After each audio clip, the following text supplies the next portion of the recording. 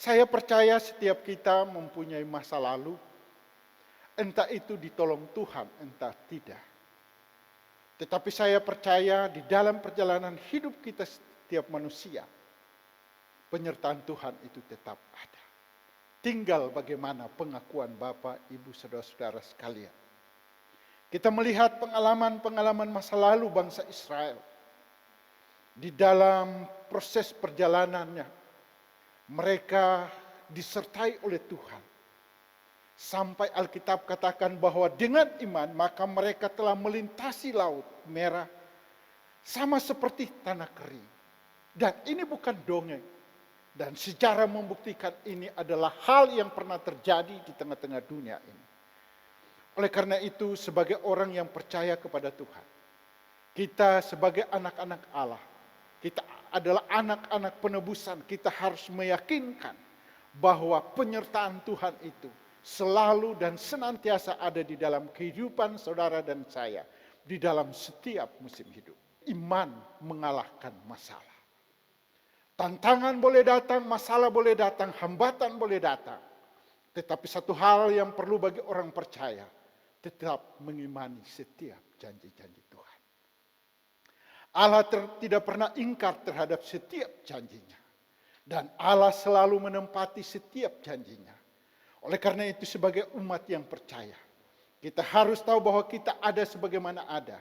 Ada satu rencana Allah ke depan untuk senantiasa di dalam program-program Allah tersebut. Kita lihat bahwa iman menyelesaikan masalah didukung oleh pengalaman masa lalu. Saudara, ada berapa banyak orang yang meratapi masa lalu, menyesali masa lalu, padahal mereka hidup di hari ini. Tetapi sesungguhnya, di dalam setiap apapun masa lalu kita, entah itu pahit, dan saya percaya perjalanan masa lalu itu adalah sebuah romantika kehidupan. Ajarkanlah sanak saudara, anak-anak kita sekalian. Kalau hari ini mereka mengalami hal-hal yang tidak menyenangkan hati mereka, atau tidak sesuai dengan prinsip-prinsip hidup mereka, katakanlah kepada mereka bahwa Allah mempunyai rencana untuk mendesain hal yang ke depan dengan mulia.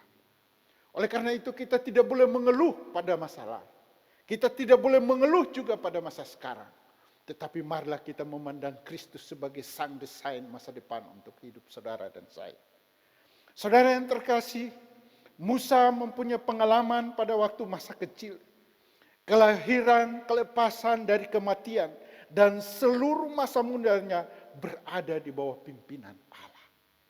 Sekalipun pada saat itu dia harus dibuang. Dan oleh karena intimidasi Raja Firaun. Tetapi kita lihat bagaimana pertolongan Tuhan. Semua orang yang percaya perlu tahu bahwa Allah juga turut bekerja untuk kehidupan saudara dan saya di dalam masa depan.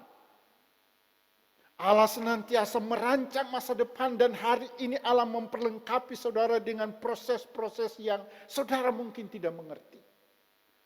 Tetapi Allah telah menyediakan sesuatu masa depan yang luar biasa.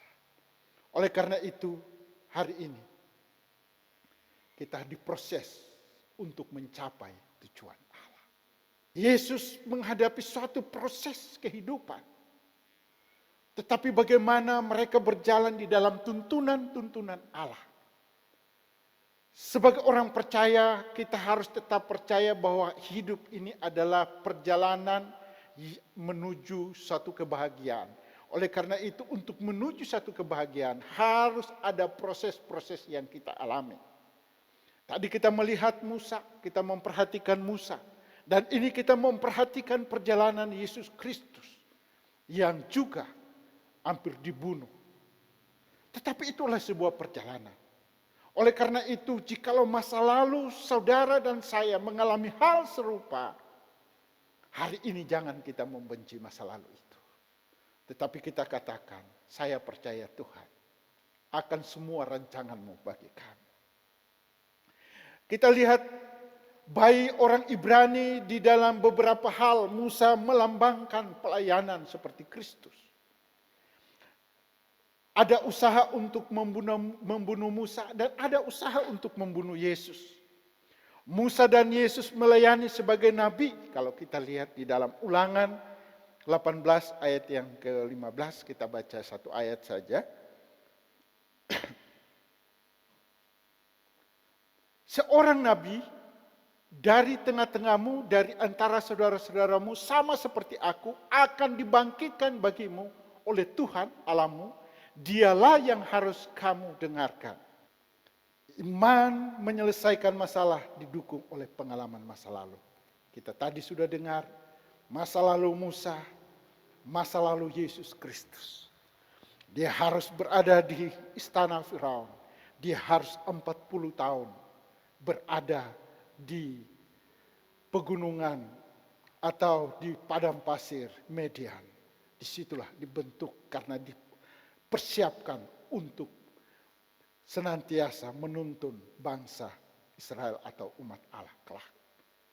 Yang kedua, kesatuan iman dapat menyelesaikan masalah. Hari ini kita perlu sepakat. Suami istri hari ini sepakat. Anak-anak dan orang tua harus sepakat. Rekan-rekan kerja di tim pekerjaan harus juga sepakat. Tanpa kesepakatan, kegagalan, kehancuran menjemput saudara. Tetapi hari ini saya percaya, apabila engkau mendengar kebenaran firman, maka hari ini juga engkau dan saya sepakat. Gembala dan jemaat harus sepakat hidup di dalam kekudusan dan kesucian. Nama Tuhan dipermuliakan.